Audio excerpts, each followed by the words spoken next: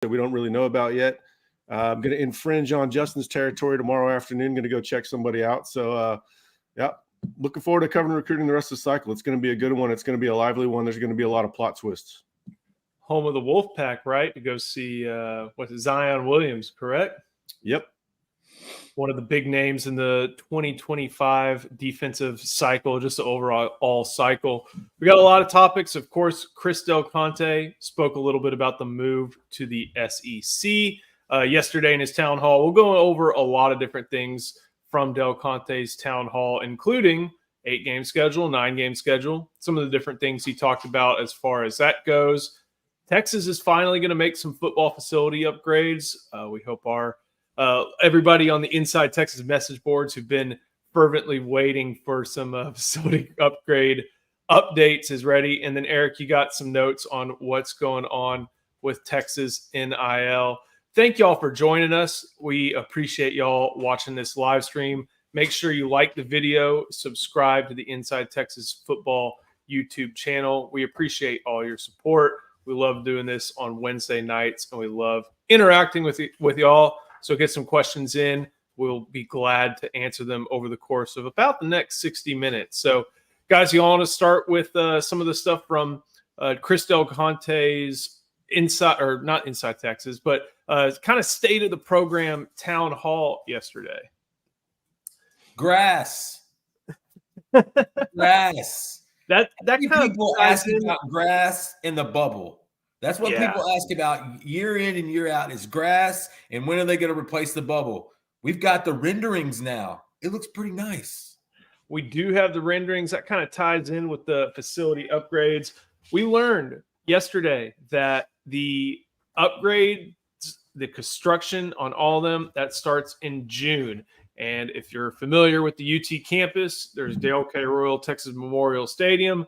Just south of it, there is the brand new recruiting lounge, which was also touted a little bit yesterday. There's the rec center, and then there's, I think it's 20th Street, and then there's the old School of Social Work. That's going away. There were some protestations during the course of Chris Del Conte's town hall, but that's finally going away. And Drew, you were there at a time when the bubble was brand new. And I remember I got to talk to Justin. You set me up with this. I talked with Chance Mock about it.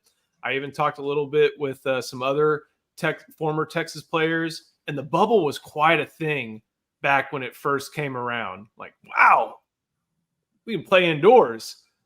Now in 2024, and it's been passed up and then some. So how big is it just to see that facility is finally going to get a replacement as Texas starts moving into the SEC? It's about time. What's crazy about this stuff is when you first start out, it's huge. It looks good. It's hard to imagine it looking good now, but it was a really big deal back then. So when I think back, it was just such a big deal that I think now, as we look at recruiting, as we look at what's next, we're so far behind. And by the time I left, you were kind of over it. But then to come back 10 years later, 15 years later, and still see the same stuff there, it's time for something to be fresh. So I'm excited about it. Unlike NIL, I'm actually excited about this. I don't envy the facilities that these guys get to play in and practice in. That part is long overdue. I'll never get to relive my life in a way where I get to make some of the money they get to make. But all of that, I'm glad to see it going into the facilities too. Eric, I think I've been there for Pro Day. I remember, I think it was whoever Moved the Sticks is on Twitter. I think he's an NFL Network guy, and I can't remember what his real name is, but he kind of downgraded or denigrated the bubble a few years ago. Now we're finally going to be looking at a brand new facility. And I'll never forget, I went with you to a practice ahead of the Houston or the Texas Bowl in 2017. Mm-hmm. And Tom Herman looked around and goes, yeah, this is pretty nice, isn't it? Yeah. And that was some of what he had tried to help build. Right. And that's at U of H. And we were looking around at U of H's facility. I think we've been to a few other facilities. I walked by K-State's, so on and so forth. It's been time for Texas, even with the limitations around, just being in a metropolitan area like the city of Austin, to finally make the change. And it looks like they're about to do it at long last. Yeah, it's an arms race. And, if you want to not keep up with the Joneses, but be the Joneses, you actually have to set the pace on stuff like that. I kind of downplay the importance to it personally as a 45-year-old middle-aged man. But the recruits love that, the bells and whistles. And, it is kind of embarrassing because you can go to a number of high schools in the state that have better practice facilities, even indoor practice facilities, than at the University of Texas. But as you said, space is a consideration. There's only so much land inside Austin that you can work with. It's not like a lot of these schools that are kind of out on the outskirts of these towns. It's a little bit harder to build there. There's a lot of red tape to navigate. But it's finally going to get done, breaking ground in June. I'll be excited to see it. There's going to be a lot of excited recruits that are going to see the plans in the coming weeks and in the spring. I'm sure those renderings are going to be made public. So we'll get a lot more insight on it, and we'll get a good understanding of how the recruits view the new buildings. I think there was even some updates and just to the renderings itself. But Justin, one of the big updates, and one that is already ready, and something that we've heard about from recruits coming out of the January 20th Junior Day and even some earlier visits, is the just the overall recruiting lounge. And if you're looking at the south end zone facility, you see that scoreboard that's right behind me.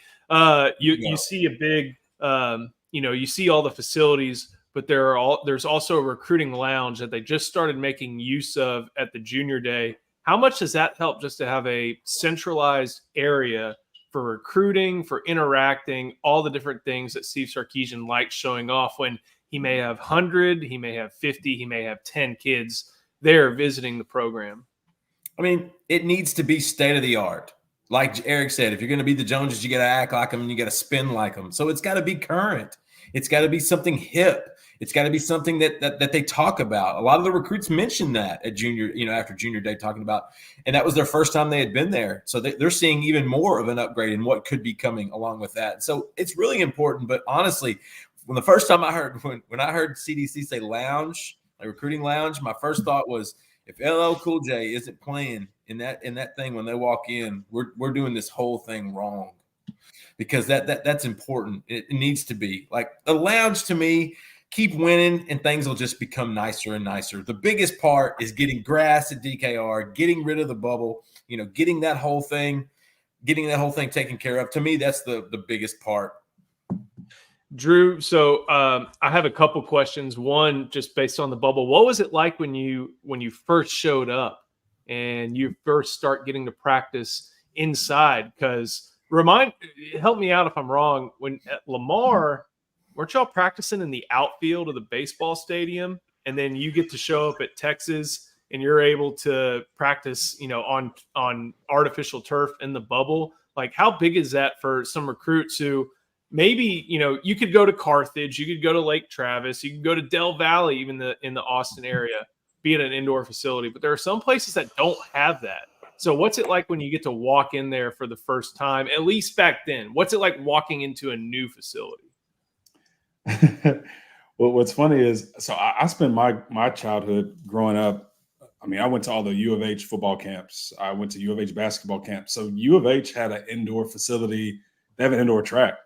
And they used to practice at that facility, and they had a football field that was retractable, and they would practice inside. So I got to see U of H long before I got to Texas. I got to see U of H have those facilities. And I thought that was pretty cool. Our big deal at Lamar was for the playoffs, we got to practice at Rice. And the reason why we practiced at Rice is because Rice had AstroTurf we could practice on, because all we were used to practicing on was grass. So it was a big deal. We got a chance to practice at Rice's field because we had to play in the Astrodome, or we played in one of these other schools. But showing up at Texas and practicing in that bubble, honestly, as a recruit, once you actually put on the orange, dude, you have the horns on your helmet, you'd go anywhere in practice. I mean, it was such a special privilege to wear burnt orange, to practice in it. It wasn't like we wore these crappy high school jerseys you practice in, but then only got to play in the burnt orange. You got to wear it day one.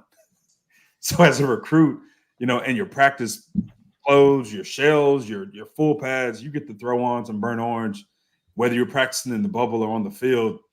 It felt great. If that's what you're thinking about after you actually get there and throw in your pads, you're probably focused on the wrong thing. But I was excited about it no matter what, even though I had been somewhat exposed to it at U of H's facilities. But there's nothing like wearing that burnt orange. So there was a Letterman specific tidbit that Chris Del Conte talked about last night, and it was about how they're going to refurbish, redo, basically make a brand new Lettermans Lounge. And of the 4 people on this screen, I think you're the only guy who's got a T ring, as much as we all would like to have had one. So just from a perspective of a Letterman, how important is it, maybe not to have the fancy, anything as far as the lounge goes, but just to have a place where Letterman feel welcome to come back to the facility? I think that's critical. I mean, you come back for games, and it's not just the Letterman now. Letterman come back, they bring their wives, they bring their kids, they have their families. So if there was anything that just made it a hassle, it was more so tied to how much space we had. How much space did we have when we actually got the chance to come back? And so, if it's a game in September and it's 95, 100 degrees out there, Letterman would much rather be inside hanging out and connecting with each other than out there sweating their tails off on the east side of the stadium. So nothing wrong with that, but I'm excited about that altogether. I think it's easier to get guys back when you're winning and you have a program that's going in the right direction. So hopefully we can really get a lot of guys back and start reconnecting some guys, hopefully from the 80s too. It's tough to find those guys from the 80s. so hopefully they'll start rolling back in here and feel welcome as well. Our buddy Huff texts, take care of the Letterman. They are the legacy of this program. We couldn't agree with that anymore. We can get on to a little bit of discussion of some of the other things, but we have a question both from the Inside Texas message board and from our friend Brett Nelson. Thank you for the super chat. Eric, Justin, I'll go in order with y'all. Who are Sark's top 3 Valentine's crushes for 2025? Eric, I think they're the big ones are going to be big boys, large humans, but who are some of the guys that you think Sark is after most in the 2025 class? Come on. Offensive guys never change their stripes. He's thinking quarterback who already has committed, and Decorian Moore who helps make his offense go. Yeah, you can't. Sark's not going to change who he is. You can see the emphasis even going to the portal. Oh, give me a couple wide receivers. Wait, 2 receivers? No, let me get 3 receivers. So he's greedy on that. So I would go KJ Lacey, Decorian Moore, and then a big guy, Michael Fasusi, because you got to keep your skilled players free to roam and make plays. So Michael Fasusi as the left tackle. That's 3 on offense. Justin, you want 3 on defense? Yeah, even though I don't think defensive players are getting Valentines from Sark. Yeah, we can do that. Let's start on the defensive interior. Give me some Zion Williams. Let's go at linebacker. Shoot me up some Riley Pettijohn, linebacker out of McKinney. Let's go safety. Let's go. Fahim Delane out of Washington or Jonte Gilbert out of Georgia. Listen, Texas is going big in 2025. I think they're going to continue to play the long game. They're going to cherry pick some of these out-of-state guys. They're going to get some of them. They'll lose more than they win, but they're going to get some of those guys. So if you'll give me Zion and Pettijohn and either or of Delane and Gilbert, that will be I'll give you a be mine heart. I think I would go with Dorian Bruin there with L'Oreal playing a little bit of a role there with Dorian's mom. They've hit it off pretty well, but obviously got to go with Zion and Pettijohn. I think stand out pretty obviously. So there's 5, maybe 6 or 7 for you too. Got another good question, and thank you, Brett, for the question. We'll get to another one of yours in a second. Just curious from Roaster, is there always that possibility that CDC could get poached? I'm assuming yes, but unlikely. Eric, he just signed a contract extension, I think all the way through 2030 not too long ago. And when you see him and interact with him, he doesn't seem like he's intent on going anywhere. And there have been openings to where he could kind of fit in. Hadn't taken him. He's been at Texas and helped fundraise for things like this South End Zone and also the practice facility, and seems like he's intent on sticking around. Yeah, I mean, I don't see him going anywhere while he's at the height of his career. While he's he's in the zone right now. He's got Texas going to the SEC. They're awash in cash to do anything they want with facilities. He's got the head coach in place in football, which that helps you sleep a lot better at night. So maybe one day he goes to a smaller school when he's kind of winding down or something. But I think while he's in his prime, I don't really like where would he go? There's only two relevant conferences, and then I can't believe that an SEC school would poach him. And then why would he leave for the Big Ten? So yeah, I don't see that happening, but you never say never. I think if he was going to go to SEC, he would have done it. And that's the only other place I could maybe see him thinking about. He didn't do it. I think that says a lot. And that was never where he's at Texas. I don't think there's a higher ground in this regime. I really don't. I think Texas is the spot. Aside from Steve Patterson's disastrous tenure and Mike Perrin doing a great job of caretaking, like the athletic director at Texas has been a lifer, whether it's Darrell K. Royal, whether it's DeLoss Dodds. After that, like these are destination positions. There you go. So I don't know if he's going to go anywhere. Justin, got a question for you, and Eric, you can chime in as well. With Brandon Harris's new role, what does his day-to-day generally look like? That's a loaded question, but a good one, Brett, and we appreciate it. I'll start off, and if Eric wants to chime in a little bit, he can. Day-to-day, I would guess he gets up about 4 a.m., gets to the facilities about 4:30, gets a good workout in. You got to work out early to get your mind right, get your body right. And he calls Sark probably about 6 or 6:30 every day and asks him what we're going to do today, who are we going to get. And so, a day-to-day thing can be anything. In the recruiting season, like right now with a dead period, it's probably connecting with kids and coaches and parents on a regular basis because there are no visitors and they can't, go see those guys. And so right now it's probably just maintaining the communication, funneling that out to the guys that help them out on that recruiting staff. But a day-to-day could change with the season. Once the spring ball rolls around, he's going to have coaches that are going to want to come through, which that'll be Jamal Finner. He'll take on a lot of that in his relations role. But I think for Harris, it's going to be wearing a lot of hats. It's going to be doing a lot of what Billy Glasscock was doing essentially, and that's assisting Sark on day-to-day operations at the recruiting level. And make sure you get up early, Brandon, because Texas is a great job. Eric, with the way that general manager oversees the whole roster, not just things like how many scholarships are allotted to certain positions in high school, but now how many scholarships are allotted to maybe the portal. Just how much of a shift is this in the whole college athletics landscape, and for Brandon Harris to be taking on that role as opposed to what he was doing with director of player personnel responsibilities? Yeah, I mean, he's got a lot of oversight for him. He's not the one strictly calling the shots. There's a lot of people in those meetings, and they're all kind of brainstorming together. So it's a team effort, especially with Sark. They know the needs. They know the needs going into the spring. They still have some needs to address, a defensive tackle. I'm sure they're weighing any options that they've heard through the grapevine of guys that might still go in. Obviously, there's still talk about Michigan players heading into the portal. They'll have scouted a lot of those guys to make sure in advance if they hit, that way they can jump on them quick if they are in there. But there's a lot of investigative work in his job. He should be having an ear to the street on who's unhappy in his own locker room. It's not that there's a lot of it at Texas, but there's always, you get that many people, there's always a little bit of unrest, especially with that much competition. They know they have to make more room. There has to be more room heading into next year.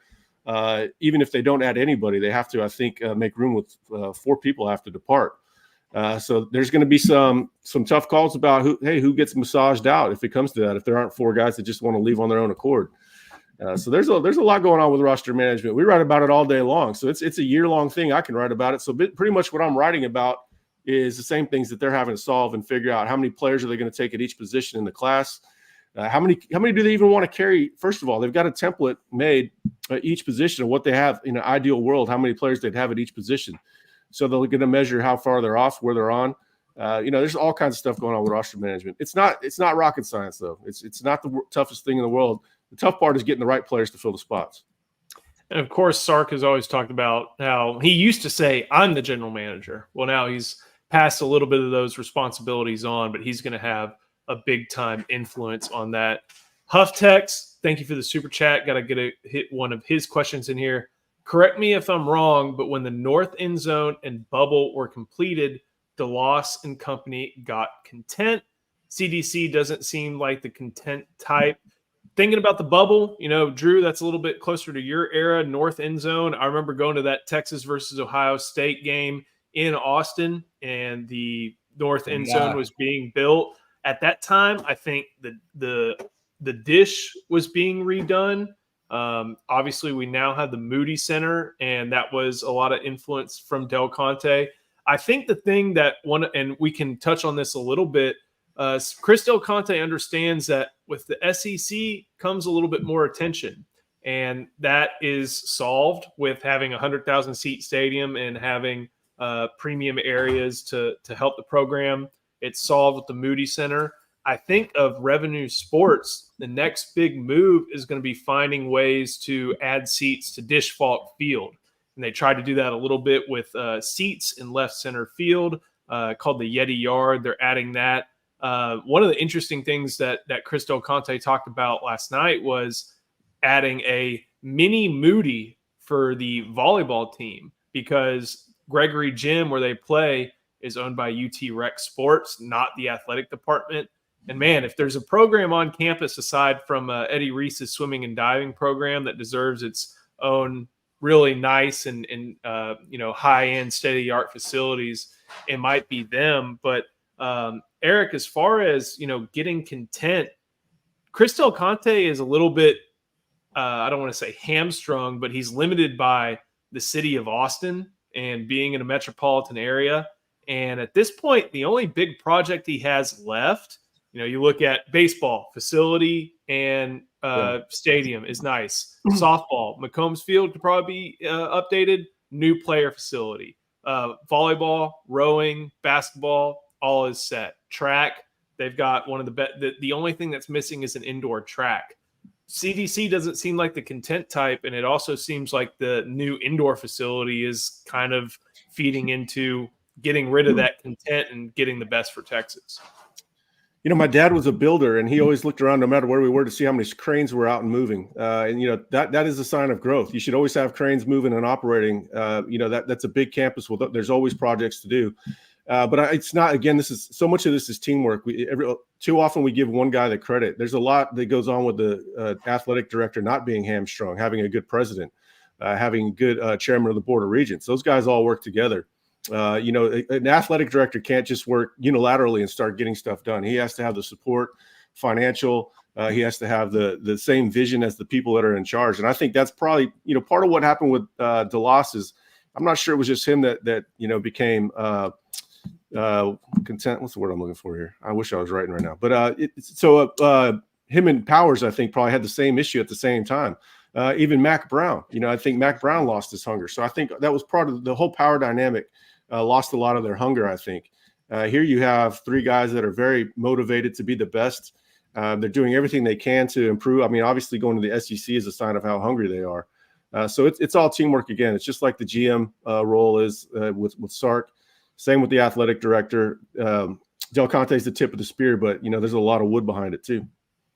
Hufftex, appreciate the question and for all the help you give us over at Inside Texas. Drew, do you want to be the athletic director?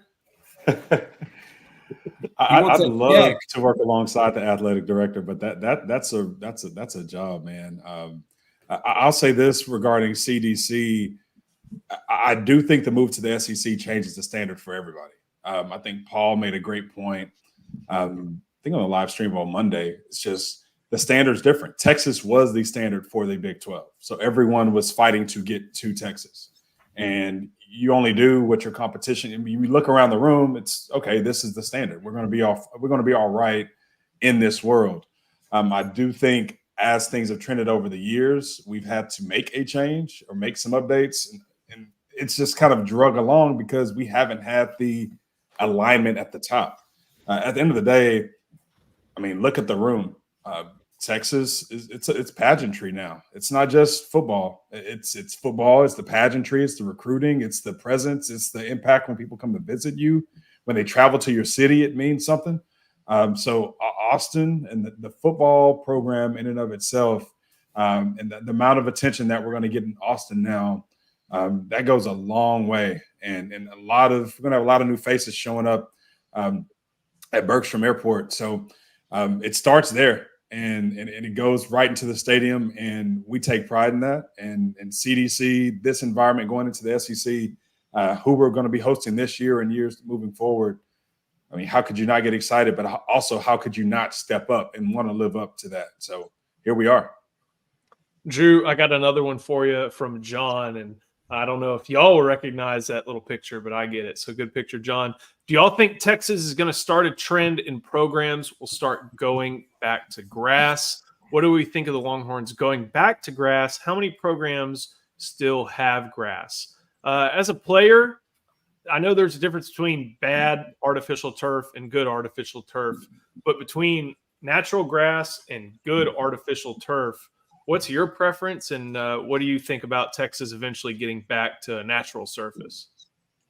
Listen, I grew up playing in just imagine what grass is like growing up in Southeast Houston, South Houston, even though playing at Lamar. I mean, the grass I played on was not the best quality grass, and I still think grass is better. It was a luxury sometimes to play on turf, and then later AstroTurf, which is, well, first it was AstroTurf, right? But then we got the synthetic field turf. The field turf was when and you had chopped the nice up 4 million tires and put it underneath the grass. I played on literal plastic when I was playing. So, but to the standard that Texas will have its grass, and all of the programs that they play in will have its grass, there's nothing better than playing on premium grass that's well taken care of, manicured, and everything else. It's a luxury to have great grass to play on. So I think those programs who can manage it financially and manage it to the standard it needs to be managed, they should take advantage of it. Hopefully that trend can continue. I'm sure it's a maintenance cost and a headache and everything else, but there's nothing like playing on natural grass. So hopefully that's something. I looked it up. 94 FBS teams play on artificial surfaces, 39 on grass. So if Texas can somehow be the 40th, that would be pretty fitting for the 40 acres. So I had to look it up because I was wondering myself. I'm trying to think just from Texas 2023 schedule. Alabama has grass. TCU has grass. Iowa State has grass. The Cotton Bowl has grass. And then trying to think around everywhere else. Tech doesn't, but they played them at home. Like there's still a smattering of schools in the Big 12 that has grass. And then also thinking to the SEC, just in state, Texas A&M has grass. Oklahoma has grass. Arkansas does. Missouri has turf. LSU has grass. Bama has easier grass. to grow in the Southeast, Joe. It's this a is a riveting geographical thing. This is some riveting stuff here, man. Who has grass? The Big Ten, you know how much grass they have? None. Because everything, you can't grow it up there when it snows. Right. So you got to have turf. I think it's a regional thing. Let's really just dive into this sucker, because I can't remember some time reading grass in the same sentence more than this one right here. Hey, so, I remember thinking about some grass.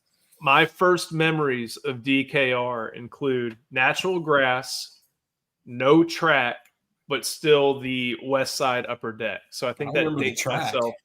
I think that dates myself to around either 97 or 98. John, thank you for the question. We'll jump into one more question that we got from the Inside Texas message board from our good friend epistemologist. I will go ahead and throw that on the screen in just a second if I can get it going. There we go. Of the 24 recruits in this year's early portal class, whom do you think will have the most significant impact on the season, and who will have the largest impact during his career? Justin, I'll give you first digs at this one. Who you got for most significant impact on the 2024 season and most during their career from the portal and the high school group? Colin Simmons. Boom. Let's go quick fire. Eric and Drew, you get 5 seconds. Well, the portal class is going to be Isaiah Bond for this year. Ooh. Pretty much know that for sure. I mean, Drew. I mean, if he's healthy, it's going to be him. He's taking Worthy's spot. He's going to get Worthy's targets. He's got Worthy's speed almost. He's a more nuanced receiver than Worthy. There's not a lot of projection here. We know what type of player he is. So I think Isaiah Bond is going to have the most impact for 2024. Drew, who you got? Well, there you go. You just grabbed my two guys on both sides of the ball. Yeah, I mean, the guy I was thinking about Bond first. Just I mean, that's when you're backfilling that many spots, the ball has to go around. He may not be the only one. We'll see who else can step up. Whether it be Silas, we'll see. We'll see how it steps up. But yeah, Isaiah Bond was the first person that came to mind for me, just because the ball has to go somewhere, and we already saw what he can do with it at a high level. I got a player for you, Joe. Insert Michigan defensive lineman name. That's going to be my impact guy for 2024. We'll see what happens with that. They still have to hit the spring portal. There's going to be battles in the spring portal, especially once schools like, I guess, Washington and, of course, Alabama. And I don't know, maybe USC. The SEC is going to go crazy for those guys because there's no more SEC to SEC transfer at this point in the year. So it's going to be bedlam. That one's going to be nuts. 24 recruit. I'll just grab someone y'all didn't. Ryan Wingo. I just think that his combination of size and speed is something that's going to translate. There are a lot of athletes who catch passes, and then there are wide receivers. And I think that Ryan Wingo is a wide receiver, but he's an extremely athletic one. And he's going to set himself up really well for the rest of his career. I think he may end up having maybe not an impact this season. He may be in that top 4. We know Sarkisian likes a top 3 as it goes to receiver. But I think he'll do really well over the course of his career. Kind of related to the portal question from Jones L. Trey Moore is being underrated due to him coming from UTSA. Texas needs him to be a beast this year. Eric, our colleague Ian Boyd touched on him and what Trey Moore may be able to provide, whether it be Buck, whether it be Sam. But Trey Moore is coming to Texas to play. Portal players who are looking for a step up don't look for a spot on the bench. They look for playing time, and he's definitely got that at Texas coming up from the American Athletic Conference. Yeah, maybe he's being underrated a little bit. I think a lot of that has to do more with there's just a lot more edge options at Texas than there are, wide receiver options. Matthew Golden and Isaiah Bond are going to catch a lot of balls next year. It's pretty much guaranteed. With Moore, he could find himself in a timeshare. He could find himself playing Sam or Buck. If he's at Buck, there's going to be times they're going to have to get Colin Simmons on the field. If Ethan Burke doesn't move, Ethan Burke's going to be out there a lot, especially against teams that like to run the ball. So Texas just has a lot more options at edge. I think everybody's excited about Trey Moore. He's already earning a lot of a good reputation for working hard. So I'm excited about him, and that was to me that was a big portal get because that tells you they're leaving nothing to chance. They could have gone and said, hey, we like what we have, but now we like it even more with the addition of Trey Moore. Drew, I guess kind of trying to think about the mentality of coming from, it's still FBS, but it's Group of 5 and a fledgling American Athletic Conference program to Texas. What do you think is kind of going through Trey Moore's mind now as he's getting accustomed after being a very great player in his own right at the FBS level? What do you think is going through his mind as he's trying to get accustomed to the way of doing things at Texas and playing against some of the best high school some of the best college players in the country? I know you didn't mean to say it that way, Joe, but like you said, the best high school players, Trey Moore has to prove and is out to prove that he can not only dominate where he was, but he can do it at Texas. What he's performed in the past, it can translate. So that's a huge thing. And for all these guys, if you're a player at Texas and you're getting snaps, you're thinking paychecks, you're thinking resume, you're thinking what's next. And so while you can stand out at UTSA, you can stand out at a lot of places. He had a lot of choices he could have gone to. When you make a decision to come to Texas, you're making a decision for the exposure. You're making a decision for the development. You're making a decision that's going to prove to yourself and others, like, where do you stand? So that's a challenge he's willing to take on, but also one he's going to have to compete for snaps with. And so he just has to shine while he's on the field. That's all it takes. There's plenty of teams that rotate guys, and guys are productive.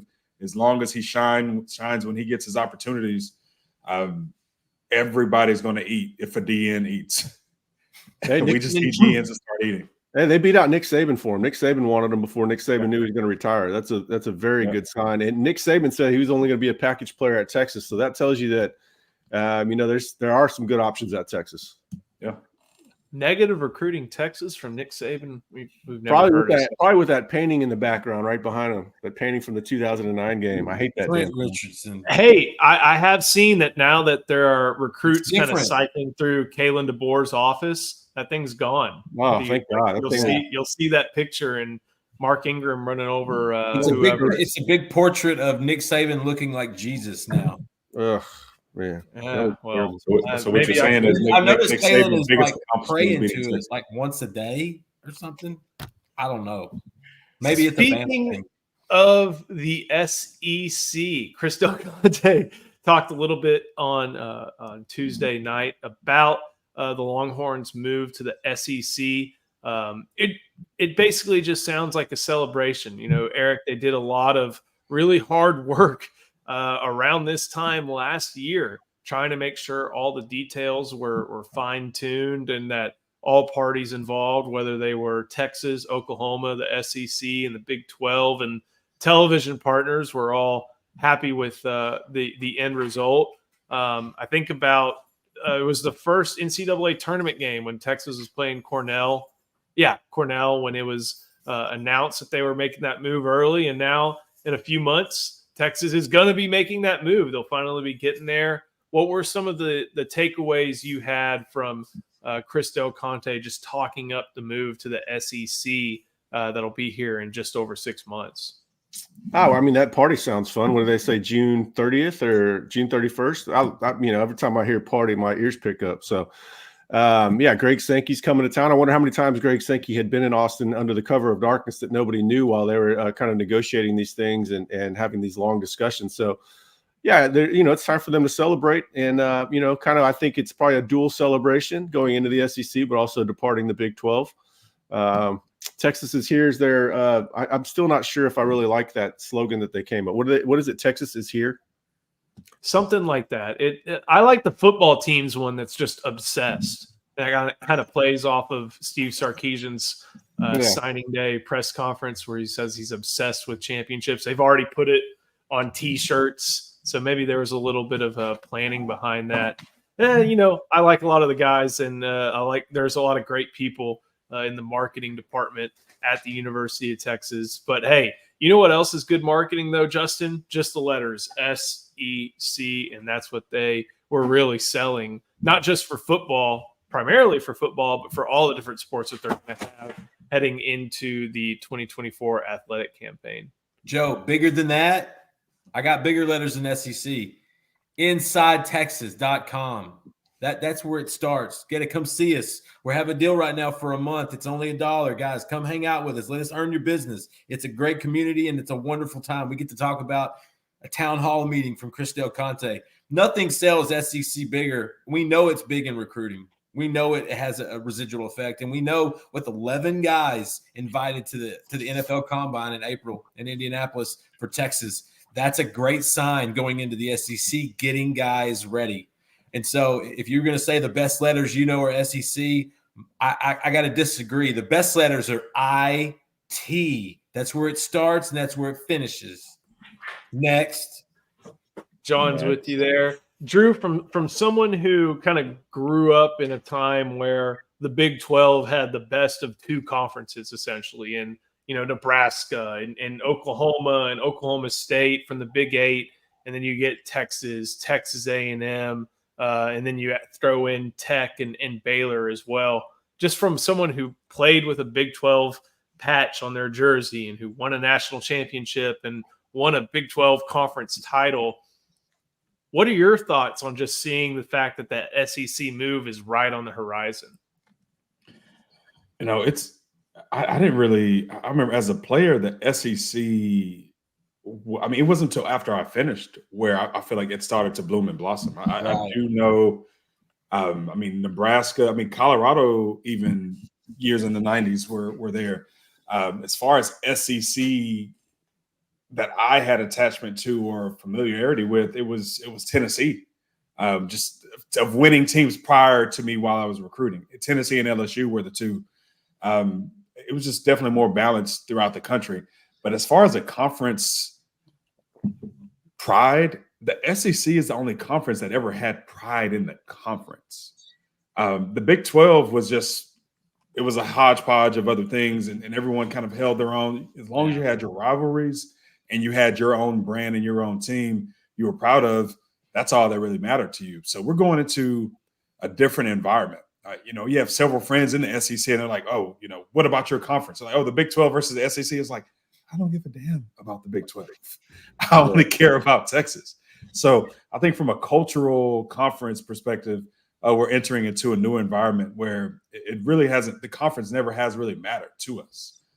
So while I think we'll be proud about the competition and how the competition forces us, enables us, inspires us to raise the level of just pride we have in our program and the way that we show up on the field and off the field, we're still Texas.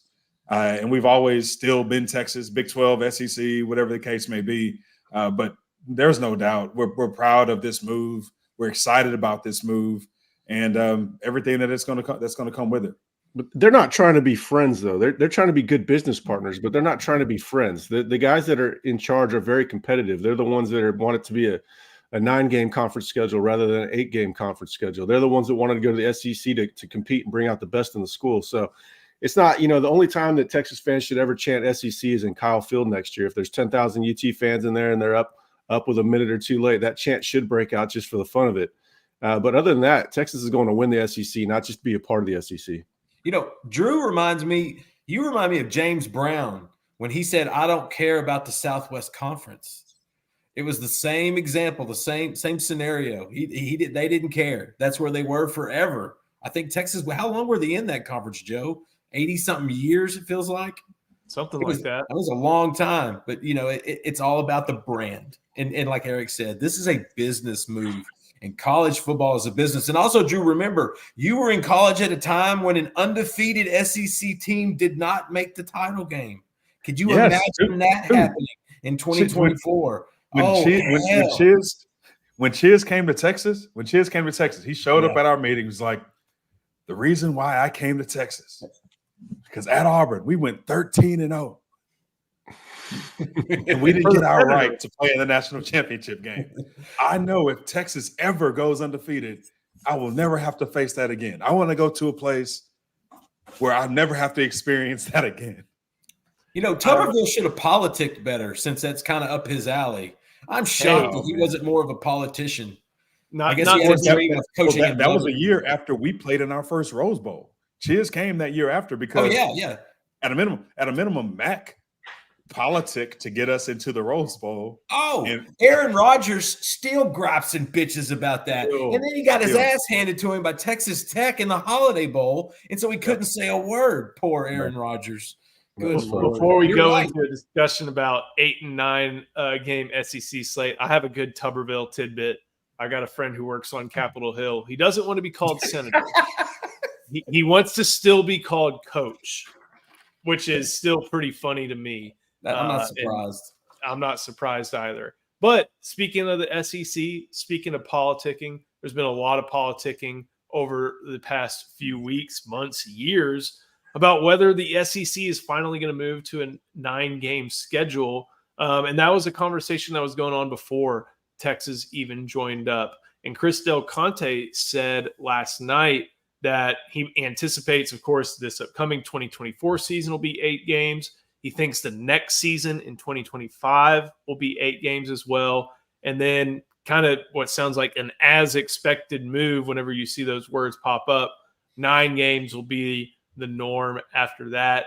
Justin, when you think of 9 SEC games, something the Big 12 has done ever since, I think, 2011 when there was one true champion, something that's gone on for a long time. What do you think about the SEC finally making that move and what it means for Texas just looking at their schedule? To me, it makes sense. You expand, change up the schedule a little bit. You got more guys to pick from now in a bigger conference. So naturally, I feel like that's a plus there. How it affects Texas is Texas fans are going to get to see the SEC. they're going to get to see the entire conference at some stage. I think A&M has still only played Georgia once in the last 12 years. So I know they're going to have to rearrange the schedule somehow. But it means Texas is going to get to experience the road games at each one of these places. They're not have to wait too long. And like I said, it's a bigger conference now. You need to go to 9 games and eliminate that crappy late November cupcake game that the SEC loves to play. Be like Texas. Get you 3 really good non-conference. Get you a regular to open up. Get you a tough one in week 2, and get you battle tested in week 3. Going into conference play. 9 games was always going to happen. The conference is bigger. It was just, I think it's natural. Drew, whether you like the 4-game playoff or you're into the 12-game playoff, I think that Texas is trying to get the best of both worlds in that no matter what happens between 8 or 9 games, they are still going to schedule people like Ohio State, like Michigan, of course, this upcoming September.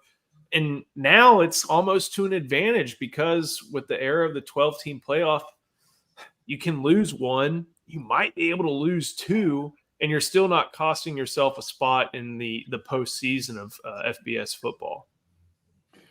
From the standpoint of Texas having great games throughout the year, I just want to watch good football. So that's what I want. So anything that gives me more good quality games to go to watch, to enjoy, I'm all for it. I have no problem with 8 or 9 games. The thing that frustrates me is for me, the importance of the regular season doesn't lose its weight. But when you have a 12-team playoff, along with 2 overwhelmingly powerful conferences, it just makes you wonder, like, what's the incentive of winning the championship in those conferences? Not to say you wouldn't want to win the championship, but you win that championship, and the 3rd or 4th or sometimes even 5th place team may have a shot to make it into the playoff and face you. It's just, I don't know. I'm not a fan of expansion to 12. It is what it is. I love the sport. I want to see the sport healthy. I think Texas is going to be fine no matter what. So I'll be fine no matter what. But this structure right now is not great. And I don't think going to 16 or 14 is going to make it any better. But as long as Texas has a full slate of great games, it'll be great for TV. It'll be great for us. And at the end of the day, that's all I ultimately care about. So, Eric, as far as these games go, 4-team playoff, like I said, you lose 1, you lose to Michigan, you could get knocked out of the whole thing in week 2. But now you get not only the name brands to travel to, the name brands to come to you, but you still give yourself through your conference slate the opportunity, if it's 8 or if it's 9, to still put a good product on the field and have a chance to make yourself one of the practically it's got to be top 11 for a team like Texas, considering the G5 plays. But now you kind of get the best of both worlds with name brands and also name brands of the SEC always at your disposal. Yeah, it should be a 9-game schedule, I think. But I'm with Drew. I'm all about the entertainment value of it. That's why we watch. It's fun to see them whip up on teams just because we haven't seen them do it in so long. But there was a time, there were a lot of games during the Mac Brown era that were just, and Drew was part of them, that were just flat out boring. And that, that's fine. They should be boring. They're playing poor teams. But I want to see good football. I want to go to tough locations. I want to go, where there's a rabid fan base. I want it to be hard. It should be hard. And that makes it more rewarding when you do win. I think especially with the 12-team playoff, it should definitely be a 9-game schedule. And that's what they're working for. Texas is pushing hard for a 9-game schedule. And the bottom line, it's a business. It's going to make more money because that 9th game is going to be a lot more compelling than that, directional school they're playing in November. And remember, the Longhorns are always going to have that game in Dallas. Nobody wants to move it. Not anybody on the OU side, not anybody on the Texas side. So a 9-game schedule kind of works to Texas' benefit in that they get 4 home games basically no matter what. And if you operate from the Kirby Smart way of thinking, and I'm sure it's a Steve Sarkisian way of thinking as well, an extra home game is an extra opportunity to recruit and an extra opportunity to try and add to your class. Whereas if you're Texas and you got 8 conference games, you could get 4 at home and then 1 in Dallas, 3 on the road, or you could get 3 at home and then 1 in Dallas and 4 on the road. It could vary per year. So I think it's an extra chance to sell beer too. I mean, that gate is huge for the school. You know, another home game. Ching. That's money. Yeah, you need that game, and you're right. They do relinquish that one potential home game with the neutral site game. So yeah, they're trying to get that back. They're smart. They know what they're doing. They want to be competitive and make money at the same time. It's a win-win to go to 9 games for Texas. Another opportunity to watch Nelly at Austin City Limits. I mean, or Ludacris. I mean, come on. If Paul Wall is not there at Bevo Boulevard this year, I'm going to be super pissed. Hey, I still need to get my hands on the early 2000s pregame mix, the instrumental stuff that had like Break 'Em Off and other songs like that. So, Drew, I'm going to have to get with you on that one to get that pregame mix, because Young Joe would get there about 2 hours before, and those were some of the jams that were going on. Got one question, another great question in the chat from Jones L. Other than a massive defensive tackle, what weaknesses do you see on this team? There's depth at every other position in Jones L. You've got UT winning it all this year. We've kind of talked about just replacing Byron Murphy and Devondre Sweat being a challenge, just because, hey, those are 2 first-rounders or 2 top 50 picks at the worst, leaving your roster and a little bit of light recruiting backing them up, not just size-wise, but just general numbers-wise. But, Eric, is there any other position you can kind of think of that, looking at it on February 14th, 2024, that's like, okay, we got to think about this spot a little bit more and maybe think about it further in that April portal, or maybe just try to develop some more guys? You know, not really a position that worries me too much. Some might say middle linebacker with losing Jalen Ford. Some might say corner with, the last time we saw them struggling against a very good NFL passing attack. I think the big challenge is going to be having the right identity on defense, making sure all the pieces work together. They have the front married to the back. They've got the right coverages. They're able to get a pass rush. They're able to play complementary on defense. I think is the biggest challenge, and that's going to fall on the coaches as much as it's going to fall on the individual talent at these positions. I'm not too worried. I think the main weakness on the team is, as Jones says, is losing that run stopper. They're going to have to play things differently if they want to consistently stop the run. They're going to have to rob from the back end a little bit more. So they're going to have to make all the pieces work, and that's what spring and August is for. And we'll be covering all that very closely. I don't view tight end as a weakness, but I do view it as a little bit of maybe a little bit of an unknown, because Jatavian Sanders, yeah, he's a great receiver, but he shored up his blocking ability over the course of the 2022 and 2023 season. We kind of have an idea of what Gunnar Helm can provide. We saw a little bit of what Malik Ogbo can do as the heavy tight end, but we know that they're going to ask Amari Niblack to do a lot of the same things that Jatavian Sanders did. I have faith that he can do it. I just like to see him do it a little bit more, especially now that he's going to have opportunities to maybe get some underneath stuff and have to block off of that, or block to create those opportunities for him. So that I guess on offense, that's a big one, because I have faith. Justin, you can chime in on this. I have faith in all those 2022 and 2023 offensive linemen, even if it is their first year, even if it is like, them rising into the starting lineup, making an impact. Is other than defensive tackle, are you kind of on Eric's page with figuring out the secondary, or is there another spot that you're thinking of? No, the secondary's loaded. The secondary is ridiculous. I didn't mean the secondary from a talent standpoint. I mean a coaching standpoint, making sure you have the right coverages matched to the front. I'm not worried about the secondary at all. Yeah. Honestly, I know it sounds silly. Who's going to punt? Like, I start thinking about special teams, because that's how good this roster is. I feel like it's solid. Tight end is a good question, Joe. I think that an unknown is a good way to put that. But with Niblack coming in, I think they'll be able to build that in the aggregate. But seriously, who's going to punt? I mean, Joe, that's your specialty. We get that huddle every signing day that you tweet out, because, I mean, you put some foot underneath some balls. I'm curious about who's going to do that. And Jeff Banks is going big punt hunting.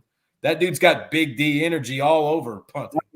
Michael Colonel punt. They'll go with it. You can go with a true freshman punter. They've got Ian Ratliff on the roster. I'm not. Eric just brought it up on his phone. I'm not. No, I'm not. Oh man, I do remember start talking about Michael Kern, and he turned in a good season. I think there are guys there that can. I'm ready for Will Stone. I'm ready for the Will Stone era. Right tackle might be one. You got Hayden Kern and left-footed sea guys and Cam Williams. So right tackle might be a point of interest. Yeah, going to be a fun spring to follow. We'll end this up. We'll wrap this up with a quick little discussion on NIL. Chris Del Conte spoke about it at his town hall meeting last night, and there wasn't a lot to it. He put up a lot of the different opportunities that Texas has as far as NIL for its student athletes, whether it be the Texas One Fund, and he even encouraged people to donate to the Texas One Fund. He had to answer a question asking, why can't my Texas One Fund donation get loyalty points? And he had to say, well, the NCAA told us we couldn't. But Eric, you wrote a little bit on NIL. You can get that article at Inside Texas. Sign up for 1 month. You can get that access for just $1. But kind of nuts and bolts of what's going on with Texas NIL, just looking at the title of your article, you called it I think it was the stable situation. I'll have to let you go in on that. But what's kind of the latest with Texas and NIL? Yeah, a lot of times you'll see Texas lauded for its NIL as having the best in the country. And, I'm not sure that that's accurate 100%, but I think Texas is probably the most consistent and probably has the best internal apparatus with extremely capable people running it. So, but a lot of times the best is going to be determined by who's raising the most and spending the most. Obviously, if you watch this last portal, that's going to be Ohio State, Ole Miss. Every year it's going to differ a little bit. You'll have some schools on the uptick and some schools on the downtick. A&M had a lot a couple of years ago, didn't have nearly as much last year, or what they had to repurpose to retain players. I think Texas is probably the most consistent NIL in the country. There haven't been many ups and downs. Now they did have some luck fundraising off the success of this season. January was a very big month for NIL. And right now, people feel pretty optimistic about it. They're going to be competitive again this cycle. There's still a lot more money to raise. They're going to have a very big event in in Austin in May. It's going to be a star-studded event. I'm sure you'll hear more about it. I'll let the school kind of handle that, or Texas One Fund itself handle that. But right now, it's pretty smooth sailing for NIL. But it's one of those things you have to check every so often, because it can tail off, or it can, you can hit a jackpot pretty quick. I think in January they hit a pretty good jackpot, but they still got a lot more fundraising to do. If you haven't signed up for Texas One Fund, you should consider it. Justin, you've written a lot about a lot of different recruits over the past month, ever since the Longhorns Junior Day. Do you kind of get the sense that a lot of these recruits understand they have opportunities, but at least as far as who Texas is targeting, they're not making that a big priority in their recruitment? It's a factor, of course, but Texas is gaining ground for the most part because of 11 combine invites and a likely great draft class and just overall success on the field. It's funny. Most of the time, unless we bring it up, they don't really mention NIL. Now, when you start if you just do a quick interview, 5-10 minutes, it generally doesn't come up, at least in my experience in the last month, rather. People just don't really ask about it. Now, once you turn the recorder off and you just start talking to the guys and they start asking you questions, then it comes up. And, it's funny because I talked to a recruit a couple of weeks ago who went to a trip and he asked about NIL. Him and his family did. And they said that they don't talk about NIL. That school didn't talk about NIL until the official visit. And they said that they wanted to make sure you love the school. And we've heard very similar pitch from Sark and those guys. Like, that's one of the last things they like to get into, is once you're on the official and going through that. It was the same at this other school. And so kids are curious and they're asking about it. But I think there's also a hesitancy there, because I know some don't want to seem greedy and they don't want to seem like, well, that's the only thing I'm looking for. But it's hard to ignore.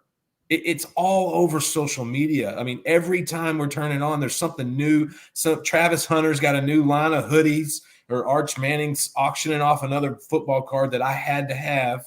It's something. It's always something. And so it's hard to ignore. But honestly, unless you ask them directly, recruits don't really bring up NIL until it's really off the record and you guys we're just really chatting and getting to know each other. Eric, do you think that might be something that pops up as official visit season gets closer, as more details are maybe kind of figured out on individual recruitments and what families may value, not only monetarily, but scholarship and academic wise, things like that. Do you think maybe we haven't heard it this early in the cycle, but, come April, May, maybe something we pick up on a little bit more? Yeah, we usually don't hear much about it this early in the cycle anyways. Everybody knows it's there. It's kind of the elephant in the room at times, but that's between the schools and the players to figure out. That'll come out in the, during the official visit process. You might hear more about it when it comes to decision-making time in July. That there's some NIL stuff going on behind the scenes, or, if there's a high-level recruitment in December, you just throw your hands up and know that there's going to be a lot of NIL discussions happening behind the scenes on that one. But for the most part, it's not really. I try to shy away from that conversation for sure. We just like to know from a global view. I need to know from a global view, how is Texas? Are they well heeled? If they're not well heeled, then I need to fade some prospects, because I know some prospects are going to come down to, hey, they like two schools equally, but the deciding factor might be NIL. And so, it's for me to do my job, I have to have an understanding of where Texas is within the cycle on NIL, but beyond that, I try to stay out of it. I know Eric will agree with this too. If we don't hear it from players, we hear it from parents sometimes. If there's somebody you hear it from, it's mom or dad, and then they really want to talk it up sometimes, and it's hard to ignore. Like you said it, it's the elephant in the room, but it's business as usual now. That's how college football operates at the highest level, and so you got to be on it at all times. I kind of wonder if there's a little bit of tiptoeing now that all these different Tennessee and state of Tennessee, state of Virginia, they don't want to be the ones that cross the line. Tennessee and Virginia don't care, but I feel like schools might be trying to figure out where to maneuver in the course of all these different lawsuits. Not just that one, but there's a few others making their way through the system. Drew, Eric, Justin, y'all got anything else, or we've been? There's a question here you missed. I wanted you to get. It's Where's up here it a little bit. It says, Joe, do you worry about Dateline coming to your door? Oh, Zorro, looking like Zorro up there. Oh man, I don't watch Dateline. There was a 2020 about Austin, Texas, that aired on Friday, so it wasn't about me. Don't worry. Let's say if you had to sign something, you need to let us know. Somebody asked us what we think Xavier Worthy's going to run at the combine. Put me down. 4.38. I got 4.33. I already said he breaks 4.3. I think for a slender guy who's probably not going to do the bench, Isn't he more quick than fast? No. He's got enough time. He's quick and fast. He's got enough time to prepare just for the 40. And at this rate, with what's on film. His best 100, I think, was 10.6, right? Or 10.56? 10.55. 10.55 as a sophomore. Drew, okay, so as someone's running a 10.2, he's going to be at the combine too. Drew, as someone who's prepared for the 40, am I crazy in saying 4.29? Yes. No, you're not. He's not Michael Vick. He's not Marquise. There are guys that are fast. There are guys that are fast, but there are guys who are quick. But there are guys who are fast because they're quick. Yeah. That first 10 to 20, Worthy can get out of, he can go from 0 to 60 quick. That dude is explosive. He can fly. He can fly. He can fly. It wouldn't shock me if he got 4.29. I got down to a 4.44, and that's just because I focused on it. Yeah. And there are guys who just play faster. Like this dude can, yeah. We're going to see 4.4 at your size, Drew. So I think 4.3. I think 4.35 is kind of where I had him. Just as that's what I expect him to do. He's splitting the difference between you and me, Eric. He's splitting the difference. Well, that's what I expect him to do. I just think he's not going to try to bench press. He's going to stand pat. He'll just do running drills and catch and receiver drills at the combine. He needs to fly and he needs to catch every ball at pro day and at the combine. Yep, I'm with that. We'll come back to this. I'll have to remember. I'll climb that top turnbuckle and say 4.29. So I'm ready for that one, guys. Thank you so much for joining us. Thank you for joining us on the Inside Texas Football YouTube channel. Make sure you head to InsideTexas.com. You can get 1 month of access with us for $1. That'll get you basically right up to spring practice. We'll have a bunch of great inside intel on the team and on recruiting as visits are set up throughout the next few weeks. Make sure you like this video, subscribe to the channel. We got stuff coming here every day between Drew, Eric, Justin, got LC, Paul, Ian, Charlie, me, all of us. We got a great thing going on here on the Inside Texas Football YouTube channel. So, gentlemen, thank you so much. Thank you for spending your Wednesday night with us, and we will see you next time on the Inside Texas Football YouTube channel.